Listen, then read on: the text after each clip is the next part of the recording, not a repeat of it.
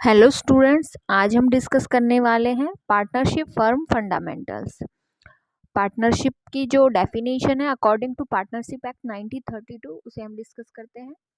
Partnership is the relation among two or more persons to share profit and losses of the business carried on by all or any one of them acting for all. तो partnership क्या है? जब दो या दो से ज़्यादा person कोई बिजनेस स्टार्ट करते हैं, सेटअप करते हैं से उसके प्रॉफिट एंड लॉसेस को शेयर करने के लिए, तब हम उसे कहते हैं पार्टनरशिप। और जो ये बिजनेस सेटअप किया जाता है इसे नाम दिया जाता है पार्टनरशिप फर्म। ये जो बिजनेस है ये कैरी ऑन जो किया जाएगा, या तो सभी पार्टनर्स एक्टिवली पार्टिसिपेट कर सकते हैं या फिर सभी पार्टनर्स की बजाय कोई एक पार्टनर उनमें से या कुछ पार्टनर एक्टिवली पार्टिसिपेट करेंगे सबकी तरफ से।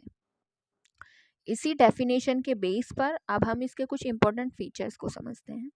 सबसे पहले, टू और मोर पर्सन्स। एक पार्टनरशिप फर्म क्रिएट करने के लिए to or more persons required हैं। अकेला पर्सन कभी भी पार्टनरशिप फर्म नहीं बना सकता। सेकंड जो चीज़ है वो है एग्रीमेंट। पार्टनर्स के बीच एग्रीमेंट होना चाहिए कि वो किस तरह से इस बिजनेस को सेटअप करेंगे, किस तरह ऑपरेट करेंगे, जो भी उनकी टर्म्स एंड कंडीशंस हैं वो उस पर एग्री होने चाहिए। और इसी एग्रीमेंट को हम अदर वर्ड्स में कहते हैं पार्टनरशिप डीड। नेक्स्ट जो इसमें है,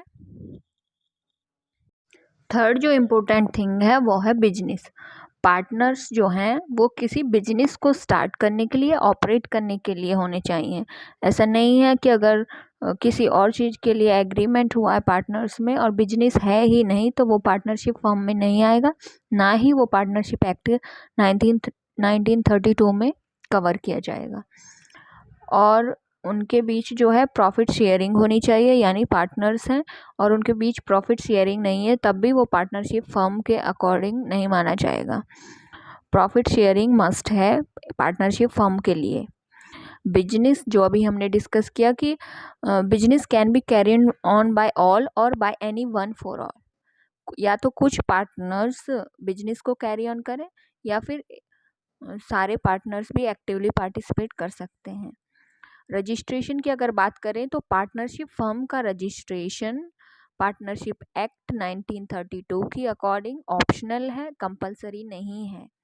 यानी अगर किसी पार्टनरशिप फर्म बना ली है कुछ लोगों ने मिलकर और उसका रजिस्ट्रेशन नहीं कराया है तो वो ये कहकर इनकम टैक्स में डिनाई नहीं कर सकते कि हमने रजिस्ट्रेशन नहीं कराया है तो हमारी फर्म को पार्टनरशिप फर्म नहीं माना जाए।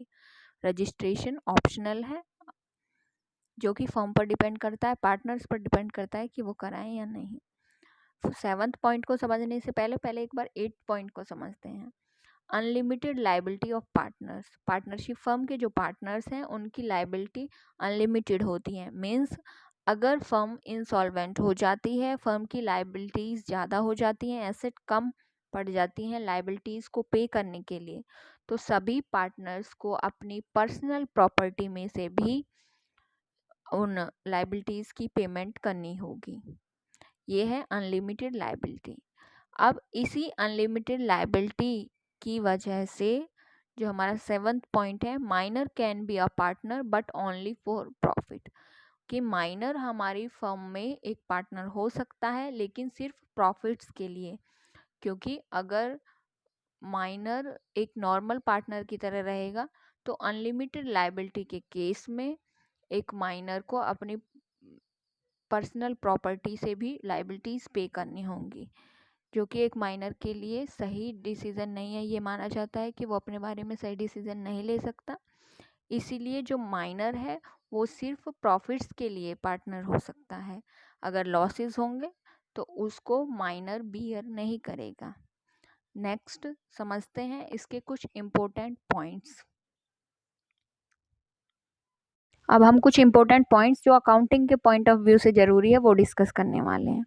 पार्टनरशिप डीड, सबसे पहले पार्टनरशिप डीड हमारी ऑरल भी हो सकती है और रिटर्न भी हो सकती है, और ये एसेंशियल नहीं है। मतलब अगर पार्टनर्स ने पार्टनरशिप डीड नहीं बनाई है तो भी पार्टनरशिप फर्म की एग्जिस्टेंस रहेगी, पर उसके प्रोविजंस उस टाइम पर क्या होगा, इंडियन पार्टनरशिप एक्ट के प्रोविजंस उस पर अप्लाई होंगे। यानी अब इसमें कौन कौन से प्रोविजंस है, जब पार्टनरशिप डीड या तो ना हो या फिर साइलेंट हो किसी मैटर पर, तब पार्टनरशिप एक्ट के प्रोविजन लगेंगे। सबसे पहला है प्रॉफिट एंड लॉस शेयरिंग। अगर profit and loss sharing ratio decide नहीं किया गया है पार्टनर्स द्वारा, तो हम क्या करेंगे, इक्वली पार्टनरशिप एक्ट की अकॉर्डिंग इक्वली डिस्ट्रीब्यूशन होगा प्रॉफिट एंड लॉस का, अगर पार्टनरशिप डीड साइलेंट है। सेकंड है इंटरेस्ट ऑन कैपिटल। तो इंटरेस्ट ऑन कैपिटल अलाउड नहीं है अगर आपने पार्टनरशिप डीड में ये डिसाइड नहीं किया है या पार्टनरशिप डीड नहीं बनाई है इंटरेस्ट ऑन कैपिटल को लेकर, तो आपको क्या करना है, कोई इंटरेस्ट अलाउड नहीं है कैपिटल पर पेमेंट करने के लिए। इंटरेस्ट ऑन ड्राइंग्स की अगर बात करें, इंटरेस्ट ऑन ड्राइंग्स भी आप चार्ज नहीं कर सकते अगर आपने पार्टनरशिप डीड में इसके लिए प्रोविज़न नहीं किया है। तो interest on loan by partner, अगर पार्टनर ने लोन दिया है तो उसके लिए इंटरेस्ट अलाउड होता है @6% पर एनम। जो इंटरेस्ट ऑन लोन है, इसके बारे में एक चीज़ और है, जब आप अकाउंटिंग करेंगे तो इंटरेस्ट ऑन लोन एक चार्ज माना जाता है प्रॉफिट पर और इसे प्रॉफिट एंड लॉस अकाउंट में लिखा जाता है। और इंटरेस्ट ऑन ड्राइंग और इंटरेस्ट ऑन कैपिटल के केस में क्या है, उसे एप्रोप्रिएशन ऑफ प्रॉफिट माना जाता है और उसके लिए अलग से अकाउंट बनाया जाता है। Interest on loan is a charge against profit. Remuneration, salary की बात करें तो कोई भी सैलरी पार्टनरशिप डीड की एब्सेंस में अलाउड नहीं है पार्टनर्स के लिए। एडमिशन ऑफ अ पार्टनर जो होगा वो bye consent of all partners होगा। जब सभी पार्टनर्स एग्री करेंगे नए पार्टनर के एडमिशन के लिए, तभी जो है नए पार्टनर का एडमिशन हो सकता है।